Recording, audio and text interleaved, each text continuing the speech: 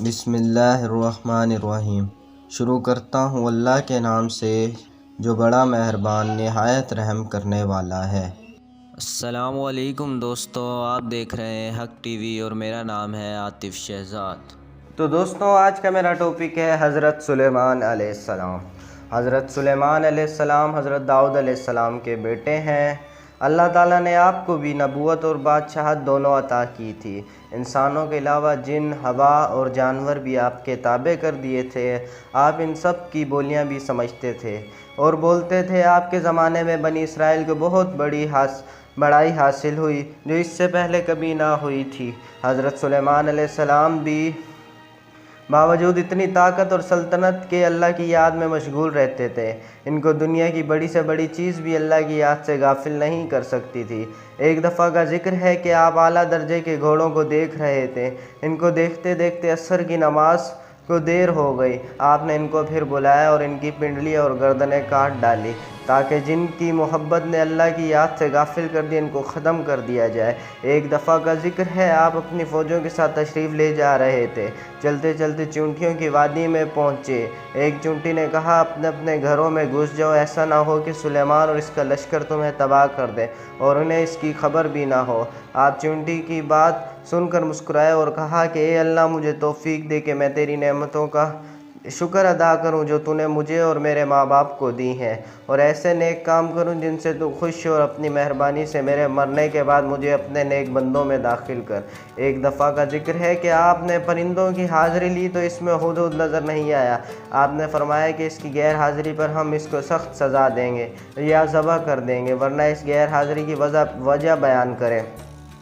تھوڑی دیر بعد ہدہد آ گیا۔ اس نے عرض کیا کہ سبا کے شہر سے بالکل صحیح خبر لے کر آیا ہوں۔ میں نے ایک عورت دیکھی ہے جو وہاں حکومت کرتی ہے۔ اس کے پاس ہر طرح کا سامان ہے۔ اس کا بہت بڑا تخت ہے۔ ملکہ اور اس کی قوم کے لوگ سورج کو سجدہ کرتے ہیں۔ شیطان نے ان کو سیدھے راستے سے روک دیا ہے۔ ہدہد نے بیان ختم کیا تو آپ نے اس ملکہ کے نام خط دیا۔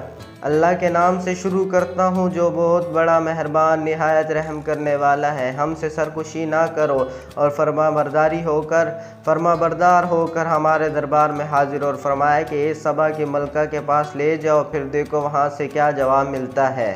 سبا کی ملکہ نے، جس کا نام بلقیس تھا، یہ خط اپنے درباریوں کو پڑھ کر سنایا اور ان سے پوچھا کہ تم اس کی بابت کیا کہتے ہو؟ سب نے یک زبان ہو کر کہا کہ ہم بڑے طاقت والے اور بڑے لرزنے والے ہیں، ویسے آپ کو اختیار ہے جو حکم دے۔ ملکہ نے کہا بادشاہ جب کسی شہر میں داخل ہوتے ہیں تو اسے تباہ و برباد کر دیتے ہیں، اور ایسا ہی یہ بھی کریں گے۔ میں ان کے پاس کچھ تحفے بھیج کر دیکھتی ہوں کہ میرے ایلچی کیا جواب لاتے ہیں۔ جب ایلچی تحفے لے کر آئے تو حضرت سلیمان علیہ السلام نے فرمایا تمہارے تحفے تم ہی کو مبارک ہو، تم انہیں واپس لے جاؤ۔ جب ایلچی نے واپس جا کر بلقیس سے حضرت سلیمان علیہ السلام کی باتیں کہی تو وہ دربار میں حاضر ہونے کی تیاریاں کرنے لگی۔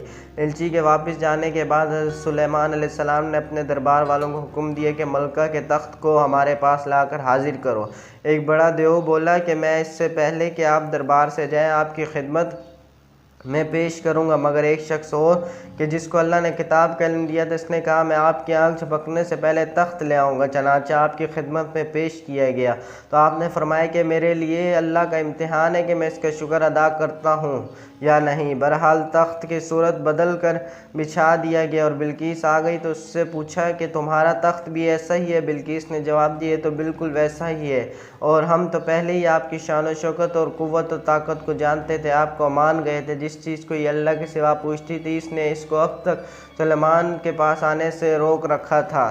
پھر بلقیس سے محل میں جانے کو کہا گیا۔ جب اس نے حضرت سلیمان علیہ السلام کا محل دیکھا جو شیشے کا بنا ہوا تھا اور معلوم ہوتا تھا کہ پانی سے بھرا ہوا ہے، بلقیس نے اس میں گزرنے کے لیے اپنے پانچے اوپر اٹھا لی اور اپنے دونوں پنڈلیاں کھول دی۔ حضرت سلیمان علیہ السلام نے دیکھا تو فرمایا یہ محل ہے جس میں شیشے جڑے ہوئے ہیں۔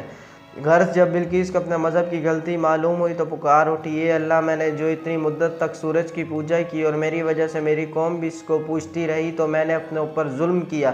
اب میں سلیمان کے ساتھ تمام جہانوں کے پالنے والے پر ایمان لاتی ہوں۔ حضرت سلیمان علیہ السلام اتنے بڑے اور اتنے नबी और बादशाह थे कि इंसान, जिन, परिंदे और हवा सब इनके ताबे थे, मगर आप गरीबों और बेकसों के साथ बैठकर खाना खाते थे, अपने हाथ से चटाइयाँ और टोकरियाँ बनाकर रोज़ी कमाते थे, हर वक्त याद इलाही में मशगूल रहते थे, रातों को बहुत कम सोते, दिन में अल्लाह की मखलूक की खिदमत करते। बस यही इनकी ज़िंदगी थी, इबादत इलाही और खिदमत खल्क। तो दोस्तों, आज का टॉपिक ख़त्म हुआ। इंशाअल्लाह अगले कोई इस्लामिक टॉपिक के साथ आपको मिलूँगा, तो मेरे चैनल को सब्सक्राइब करना मत भी भूलिएगा। अगर वीडियो अच्छी लगी हो तो लाइक भी कर दे। अगर आपने अपनी कोई कीमती राय का इजहार करना है तो कमेंट सेक्शन में ज़रूर करिएगा। शुक्रिया।